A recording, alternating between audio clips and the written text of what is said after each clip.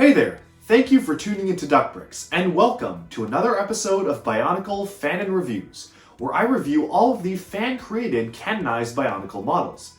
These are not official sets, but they've officially been accepted into the Bionicle Generation 1 storyline, either via LEGO contests like the Dark Hunter or Rahi contest in 05 and 06, or via the more modern TTV canonization contests, such as the ongoing Artaka and Helrix contests. And so today's topic is the Dark Hunter Gladiator. Gladiator was created for the 2005 Dark Hunter canonization contest and was featured in the official Dark Hunter guidebook. It was sent in by a kid who was probably a younger fan of Bionicle who cobbled together this out of the pieces that they had and tried to present as imposing as a warrior as they could. So Gladiator's backstory is that he was basically a very vicious and towering brute. You can see just how tall he is compared to really both myself and any other figure that would be next to him. So a really powerful, tall guy. He loved getting into fights, hated authority, but once the Shadowed One found him and essentially recruited him to be a Dark Hunter, his love for battle outweighed his hatred for authority, so he agreed to follow the Shadowed One's commands in exchange for being paid to essentially go out and battle people. Hence the name Gladiator. Honestly, there's not too much else to his character. He didn't really do anything super significant in the Bionicle lore. He was just in existence to look cool and be a terrifying opponent to anyone who would dare face the Dark Hunters. So I review these canon models on 4 key points. Number 1 is posability. So can I get this into good poses without it falling over? Can it support the weight of its own weapons or the weight of its own body? Number 2 is building techniques. So is this just recycling stuff from sets, or is it actually trying to do something unique and good, or is it just kind of a hodgepodge of different Technic beams and axles? Number 3 is overall aesthetics. So how good does this look, completely agnostic of the Bionicle storyline? So does this look like a terrifying warrior? Does this look like someone you would not want to cross? And number 4 is how well does it fit in universe? So does this make sense as a Dark Hunter in the Bionicle universe? Does it scale next to other Toa and other characters in the universe correctly, and so on and so forth? But without further ado, let's just dive in to Gladiator. You'll notice that he's actually standing up without me touching him at all. That's not gonna last because it took me 15 minutes to get this guy to stand up without toppling over. You can probably guess where this review is going, so let's just dive right into things. Alright, so if any of you have seen any of my other videos, I usually start off the video by putting this on a rotating platform and spinning it around so viewers can see all different angles of the model. Unfortunately, I cannot do that here because that is literally impossible with this one. Good luck getting this one to stand on any moving platform, much less stand at all. For most of this review, I'm going to literally have to have one hand holding the model up because, as you can see, you can't do anything at all with this model. Like, I am having a lot of issues making this stand. I almost didn't want to review this one because it's literally impossible to make it stand without it just completely falling over or falling apart. I had to try for literally 20 minutes to get it stand in the beginning, and I don't know if I'll be able to replicate that pose at all. Well, that was, 8 minutes, and I finally got him into a standing pose. I'm not going to touch him too much, but here is Gladiator, and I obviously want to start off with posability, because you could see just how much trouble I was having posing this. The arms are generally okay. They actually have a lot of really unique posability aspects to them, such as being able to wiggle each finger. He has these Liwa katanas mounted on his fingers to act as blades or claws, and he even has a second pair of hands here. He's almost like the General Grievous of the Bionicle universe. All of that, though, falls apart when you get to the legs. And if you look at the legs here, you've basically just got 2 Rakshi legs connected to 2 standard Bionicle hands connected to the worst possible piece imaginable for the bottom of a leg, the Rakshi spine. And you see, the reason I say that is that, well, I'm going to have to mess up this pose that I took so long to get him in. But when I move it here, you'll notice that on his leg, it's very easy if you apply enough pressure for it to just pop open. This is, of course, because this was meant to pop open for the Rakshi Krata to be revealed. Obviously, there's no Krata here and it's just part of a leg. So when this happens, the foot just swings around, and literally the only thing keeping this foot stable is the click on the Rakshi spine here, which again is very easy to pop open because the part is literally designed to pop open. But even if I implemented the same fixes that I did to the Totrock, where I put a pin through the hole here and made it such that this is impossible to pop open, you still have a lot of issues. You see, the way that these legs work is that essentially you're supposed to kind of splay them outwards like this and try to get them in a semblance of a good pose. But you can't even splay the legs out to the side because there's literally just these two beams holding it straight. So I literally cannot move these out to the side any more than I possibly can right now, which means his legs are pretty much just destined to be two parallel straight sticks going onto the ground. The way that the feet are built do not help this whatsoever. You may be thinking, oh, well, the feet are quite large. Why isn't it staying up? Well, you can see here that most of these are just ball joint mounted claws. The moment that you actually bend these ball joints out, the foot is literally this. It is a Roxy shoulder piece with a Technic pin piece in the middle. That's literally the only thing keeping it adhered to the ground. Without these Pohatu Nuva climbing claws actually acting as toes to keep him on the ground, it doesn't even stand up, and even with them, they just keep bending and falling over. It's nearly impossible to get this into any sort of a walking pose because the friction in the joints just isn't quite there. And even if I added these CCBS friction add-ons, which mind you I actually did, I added all the CCBS friction add-ons to literally every joint of the legs, he still is not balanced right. So he still tended to fall over, not because the joints were failing at that point, but because he just balances incorrectly, and you can't even get him to stand up straight if the legs were perfectly fixed. So the strangeness kind of continues as we move up to the head. You'll notice that this entire upper part is very wobbly when you wobble him around. That's because it's literally only attached by two Technic pieces, and these Technic pieces are not actually adhered in any sort of sturdy way. They're not adhered by Technic beams, they're adhered by Technic axles, which means that you can actually bend the upper part of his body completely. Is this a bit of a pro in terms of articulation? I mean, I can see the argument being made that being able to bend the upper body does allow you to get him into some more interesting poses, but quite frankly, all it does is act very wobbly and feel very unstable when you're moving this guy around. Even the way that the upper arms are attached is bizarre because, I mean, if you look around here, they are attached by these very strange connections. They're only held in by a Technic beam working across the length here. So as soon as you move this blade piece here, which I don't even know is supposed to move, you get drastically different arm articulation and arm posing. And I'm not really sure why this piece is even there or why it's mounted the way that it is. It almost just feels like they were trying to figure out a way to mount this to the Technic beam and just said, oh, whatever, just put another blade up on his shoulder. There are just so many blades here that cause a lot of problems, and when you're articulating, they just kind of move around, and I don't even think they're supposed to move like that. It's not like it actually does anything cool, it just makes it so that the arms don't actually have much flex in between them because they're literally just mounted on pins that you can rotate around. The big problems with the structure of this build are very apparent from the back, where you can see it's literally just a series of Technic beams attached by very flimsy Technic beam connections right here that aren't even adhered again by axles. These axles right here are not actually adhered to anything. You can pull it out at any moment that you want to. They're not actually kept in by anything firm. Literally the only thing keeping these in place are the pins here and the axles here, which really are not good enough to support a model of this size, and he just keeps on crumpling under the weight of his own frame. And even just aesthetics-wise, the way that this looks from the back looks really awkward and honestly doesn't look that great to me. It's literally just Technic beams stacked in a semblance of a torso with inexplicable Nuva armor just compiled on the ends here to, I guess, give him some bulk, but they're really just angled one after the other, so I'm not really sure as to why those parts are even there. The only remotely cool thing about this is the Lecon blades used as some semblance of wings or blades on the back, and even then they kind of tend to flop around and get into awkward poses.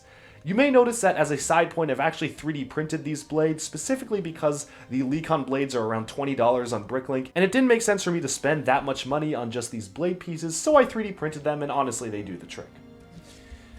But then moving up to the front, obviously we're still, I guess, kind of on the articulation point. You have the standard Rockshi leg pieces, this time acting as claws in the front here, and they work out pretty fine. I mean, I'm not sure what exactly these are here for, but I can see him dealing some close-range scratches and damage with the front arms here, so that I guess kind of makes sense.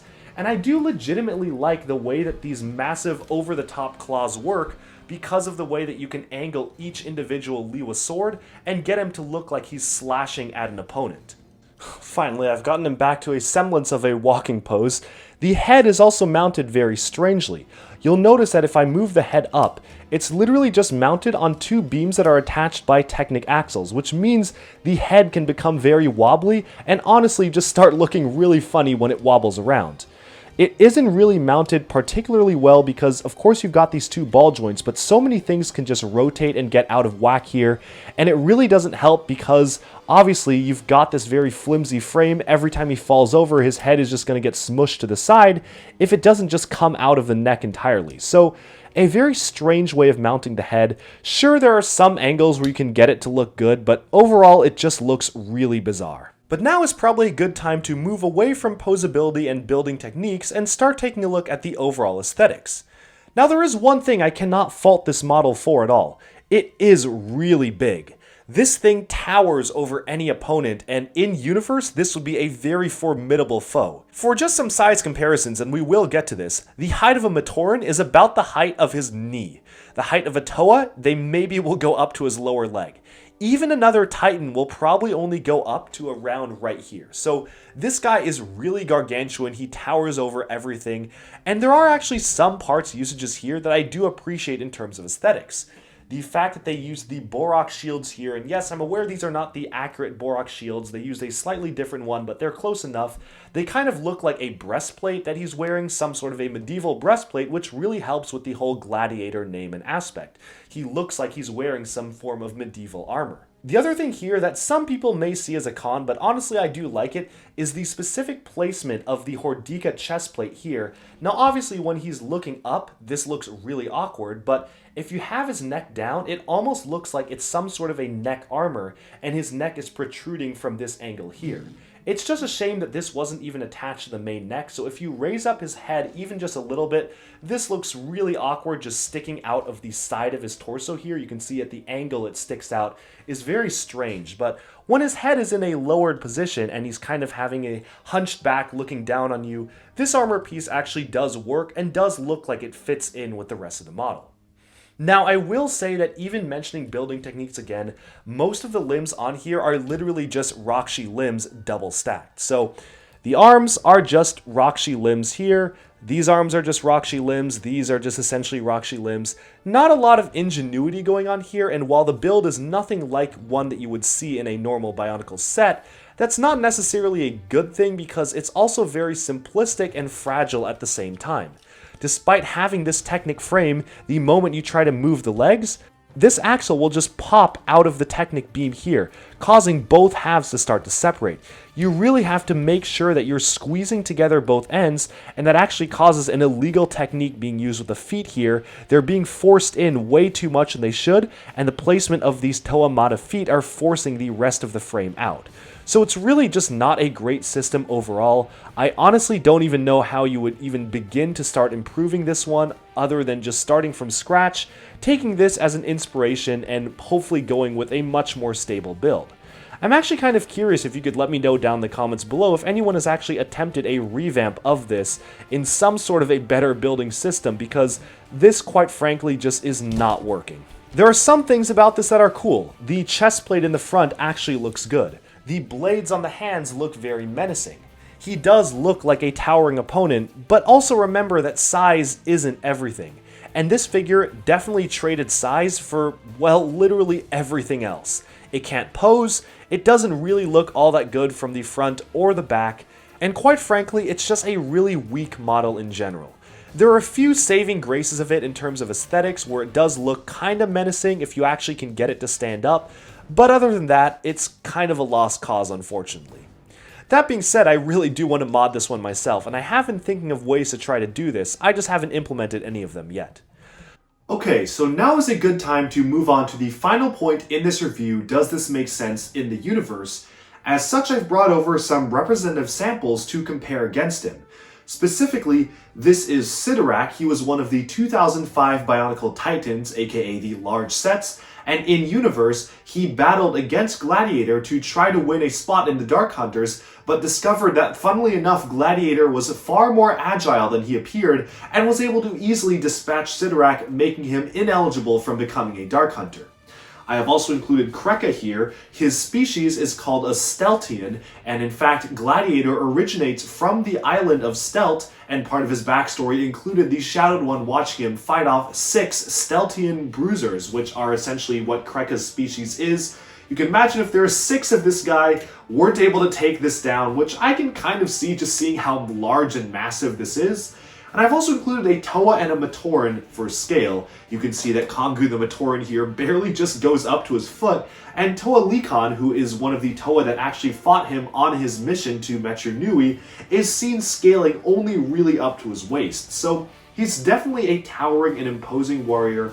You would not want to get into a fight with this guy, and before you ask, yes, I have added all the friction add-ons into his legs, which do make it a little bit easier to pose. That's how I even got him into a standing pose here without him continually falling over, but it is a bit of a compromise, and obviously it's a little unfair to put these pieces on because they didn't exist at the time this model was built. So it's a little bit of a cheat, but it does improve the stability by a lot, so I am putting it here just for the final point of this review. You can see that obviously he towers over basically everyone, including 2 large-scale Titans, and of course the main Canister and Matoran style sets. But does this quite make sense in universe? Well, there have been really large characters, so I guess it kind of does. The one thing that throws me off just a little bit is that we've never even seen anyone who remotely looks like this elsewhere in the Bionicle world. He seems relatively OP for his size. He's very tall, but he's also supposedly very agile. And he also, for some reason, has the face of a Borak. Now, obviously, this is kind of artist interpretation. They just decided to look like he was wearing a helmet. But that does throw me off a little bit, having this massive hulking warrior and what's essentially a head of a Borak just kind of used for the top of him here. But other than that, I mean, he obviously is using mostly Bionicle pieces. There aren't really strange things going on. So believability in universe, I'm going to give an 8 out of 10.